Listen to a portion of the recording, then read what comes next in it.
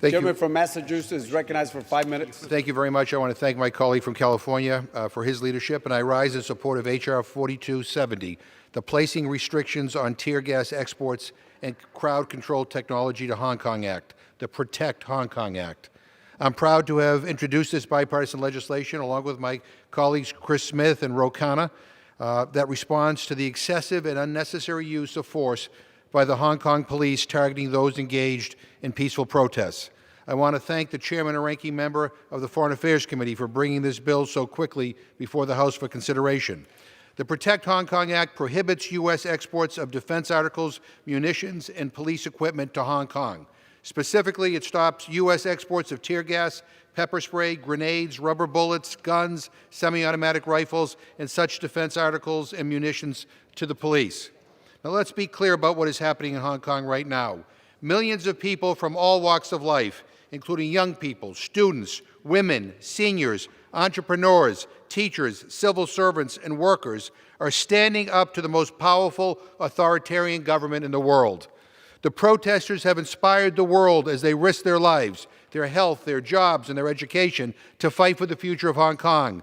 They are savvy and strategic. They are using technology to mobilize, stay anonymous, and organize. They are capturing and extinguishing tear gas containers. They have taken down, taken apart, and shown the world increasing surveillance cameras that monitor everyday Hong Kongers. They are using art, music, laser pointers, and the projection of messages on buildings to highlight their struggle. They organized a human chain of over 200,000 people spanning 37 miles. Tenants in Hong Kong's residential buildings organized the shouting of slogans from their windows every night, with calls and responses echoing throughout the city. The people of Hong Kong have made their voice loud and clear. But instead of listening to them, the Chinese and Hong Kong governments have mishandled this situation at every turn. The world has now seen eyewitness evidence compiled by journalists and the media showing that police have used excessive force and used equipment in violation of manufacturer guidelines and international standards. We've seen the police firing rubber bullets and beanbag rounds at peaceful protesters at close range. We've seen them launching tear gas canisters from the high buildings and directly at individuals into crowded and enclosed areas. We've seen them failing to give demonstrators visible and audible warning before firing.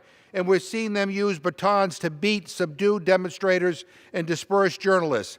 In fact, the situation has been so bad that in June, the British government suspended export licenses for the sale of tear gas and crowd control equipment until concerns about human rights abuses are addressed. On August 13th, the UN High Commissioner for Human Rights called for an investigation of the use of crowd control tactics in Hong Kong. Enough is enough. It is time for American companies to stop selling weapons that are being used to suppress peaceful protest. Instead of heeding international calls to stop the crackdown, the Hong Kong government continues to make matters worse. On October 1st alone, 269 arrests of protesters spanning the ages of 12 to 71 were made. 2 teenage protesters have been shot with live ammunition, and the uptick of violence against journalists has further served to inflame public anger against the government and the police. Instead of establishing an independent commission of inquiry on police conduct to de-escalate the situation, the Hong Kong government has formally invoked the Emergency Regulations Ordinance to ban the use of masks during public assemblies. This is an impractical and draconian step that moves the city closer toward martial law. The Hong Kong government should repeal this regulation and refrain from bypassing oversight and scrutiny by the Legislative Council in making ad hoc regulations. An intensified crackdown will only escalate and provoke violence and further tarnish the reputation of Hong Kong and its police force. At a minimum, it is beyond time for Congress to send a clear message that the United States supports the people of Hong Kong and that we will no longer provide assistance to crack down on pro-democracy protesters. I urge all my colleagues to support H.R. 4270, the Protect Hong Kong Act. Thank you, and I yield back my time. Gentleman yields back the balance of time. Gentleman from California reserves the balance of his time. Gentleman from New Jersey is recognized. Thank you, Mr. Speaker, and I yield myself